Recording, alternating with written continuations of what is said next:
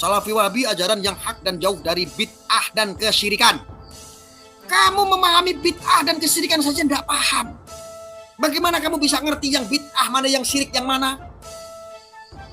Wah, sangat banyak sekali nih pengikut Salafi Wahabi di sini di channel saya.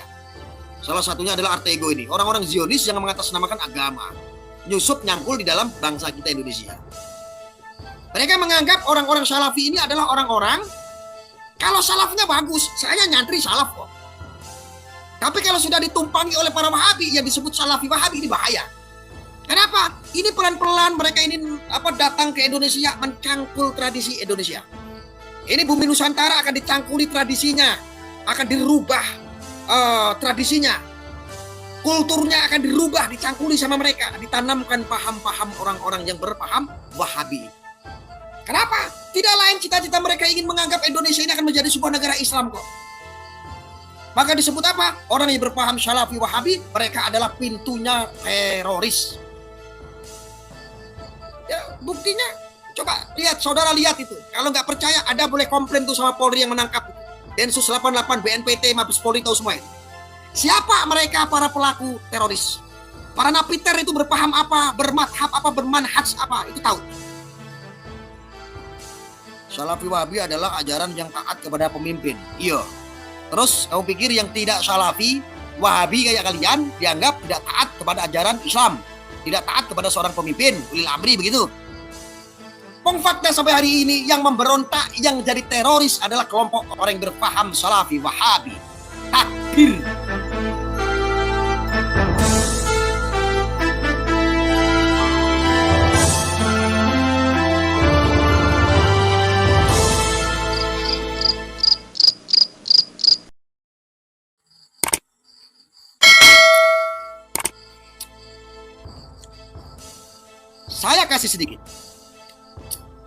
Saya kasih sedikit pandangan. Ketika ada orang yang menggoreng begini, lalu kenapa kita naik haji itu ke sana?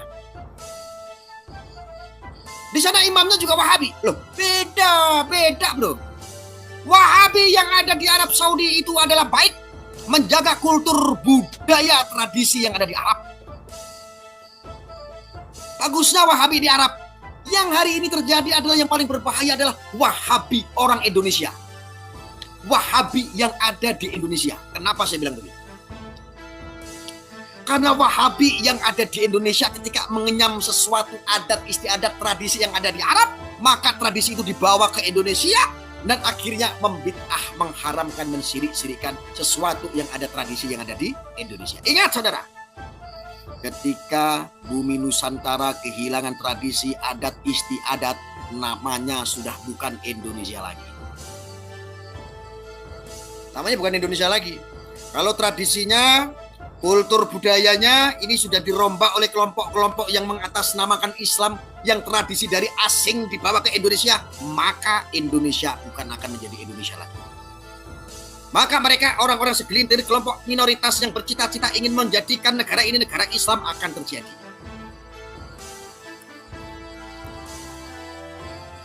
Ya, Harry Pras itu hanya pencot saja. Ya, jadi pesilat sudah gak laku. Hanya dunia pencot aja mungkin mempengaruhi orang. Muter aja sebatas itu, gibah sana, gibah sini. Lalu apakah saya juga disebut gibah? Iya, gara-gara kelompok-kelompok itu akhirnya saya ikut-ikutan gibah.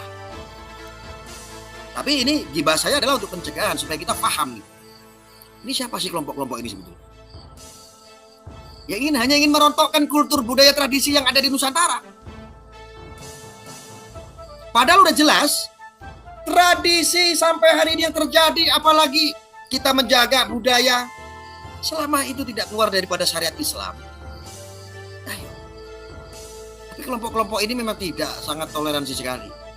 Bahkan mereka ini kelompok-kelompok sangat intoleran.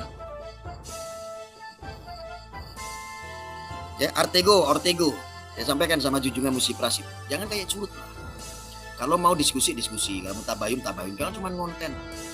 Tebar narasi sana sini hanya untuk menghasut orang-orang muslim, orang Ahlussunnah wal Jamaah.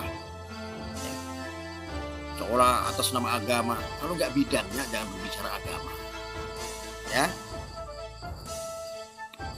Tapi memang harus dikonter Gus, soalnya kalau dibiarkan bisa-bisa ada perpecahan di antara umat muslim di Indonesia.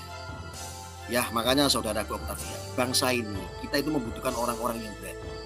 Saya miris kadang-kadang minim sekali orang-orang yang berani melawan kelompok-kelompok itu. Ini mestinya sih disikapi, terus kelompok-kelompok ini ayo diajak yuk, ayo kita ngobrol. Ayo kita diskusi, ayo kita tabayun, ayo kita islah atau kita melakukan bahasa masail kalau mereka memang paham itu. Tapi mereka nggak lakukan. Ya kucing-kucingan aja pencot. Kenapa mereka nggak berani? Mereka minoritas kok. Mereka pemberontak dalam bangsa kita kok. Ya. Ya makanya saya bilang pendekar curut itu ya Heri Pras. Pendekar curut itu ya Heri Pras. Anak yang kemarin sore nggak tahu dia mondok di mana, ngaji di mana, tapi hari ini sudah masuk ke dalam urusan agama, isinya menggibah sesuatu amaliyah yang tidak ia yakini, yang tidak sepaham dengan pemahaman ia, dan membangkitkan kelompok-kelompok yang dianggap mewakili, yaitu kelompok-kelompok Wahabi Salafi. Makanya sebetulnya saya itu ya terlalu remeh ya ngurusin orang kayak Heri Pras ini.